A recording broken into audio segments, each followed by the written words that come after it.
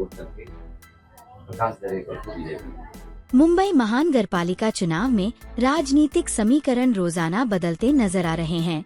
इसी कड़ी में कांग्रेस के पूर्व नेता एवं भारतीय सेवा संघ के अध्यक्ष अमरनाथ झा ने केतकीपाड़ा वार्ड क्रमांक 3 से भाजपा शिवसेना महायुति के उम्मीदवार प्रकाश दरेकर को अपनी संस्था का समर्थन देने की घोषणा मीडिया के समक्ष की है। पिछले कुछ दिनों से अमरनाथ झा भाजपा के पक्ष में जन समर्थन जुटाने की अपील करते हुए विशेष रूप से महिलाओं से संवाद कर रहे हैं। जब इस विषय में उनसे सवाल किया गया तो उन्होंने मीडिया के सामने स्पष्ट रूप से भाजपा प्रत्याशी को समर्थन देने की बात सार्वजनिक तौर पर कही। कांग्रेस से मेरा कोई लेना देना नहीं है। मैंने ऑलरेडी कांग्रेस से मेरा कोई रहा नहीं ज्यादा दिन, लॉन्ग टाइम। मैं पहले ही हट गया था उसमें से।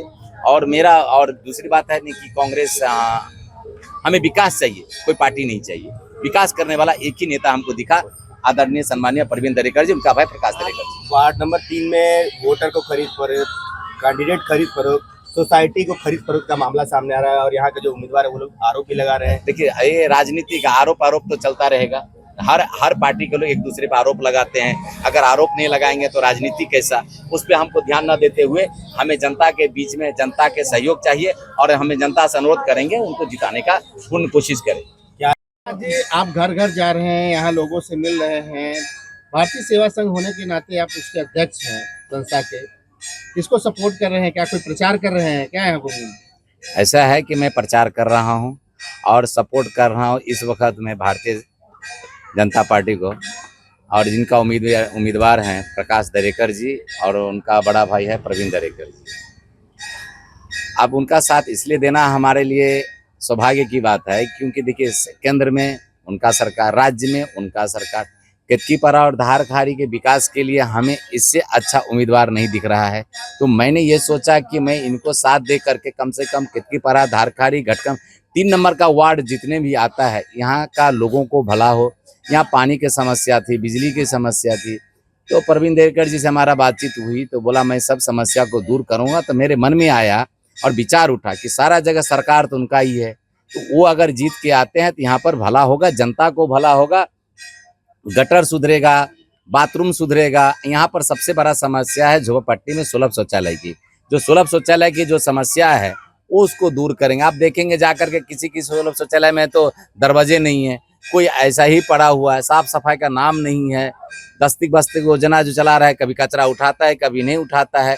तो ये व्यक्ति जो है माजा हुआ है, राजनीति का अच्छा जानकार है, तो ये आदमी अगर जीत के आता है प्रकाश दरेकर जी तो कुछ न कुछ अच्छा काम करेंगे। दूसरी बात, प्रकाश दरेकर जी का जो भाई प्रवीण दरेकर जी है वो पॉलिटिशियन में अच्छे माजा हुआ खिलाड़ी हैं, तो ये लोग यहाँ काम करेंगे। इसके लिए हमने विचार किया, भारतीय सेवा संघ के जितने हम कार्यकर्ते हैं सब मिल करके विचार किया कि नहीं, अभी इस बार उनको साथ दे करके और बहुमत से विजय बनाए। ये हमारा निर्म और एकदम दिल से उनको मैं पहले से स्वागत करता हूँ।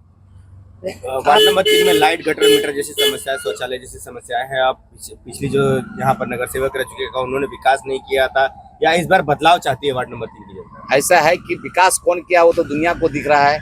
मैं किसी के नाम पे टिप्पणी नहीं करना चाहता हूँ। टिप्पणी करके क्या होगा कि ये राजनीतिक है, टिप्पणी मजा नहीं आएगा। जनता जानती है कि कौन नगर सेवक काम किया, कौन नहीं किया, कौन रास्ता बनाया, कौन गटर बनाया, कौन असूली किया और कौन क्या किया।